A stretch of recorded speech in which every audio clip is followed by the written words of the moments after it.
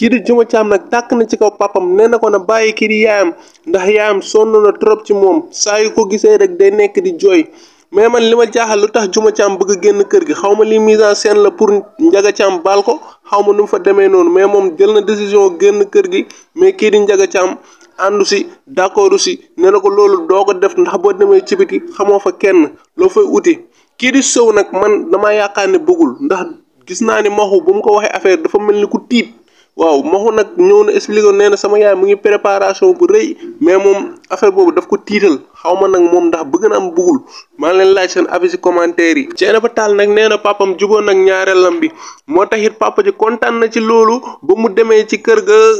soxna si servir na ko moom tamit mu jël lekk bi ne kooku na andi beneen kudd ñoom ñaar ñu lekkandoo te loolu affaire mu ngi commencé neex soxna si kontaan na si. kër gi léegi mu neexaat Dieynaba Tall nag wax na bàjjenam bi kër gi am fi jàmm ndax yaayam may ko jàmm ci kër gi moo tax tante bi tamit bàjjen bi bu mu demee ci yaay bi wax na ko mais yaay ji tamit dafa mel ni ku tiit su ma juumul yaay ji dafa ragal bàjjen bi affaire daal dina leer suba incha allah à partir de 19h30.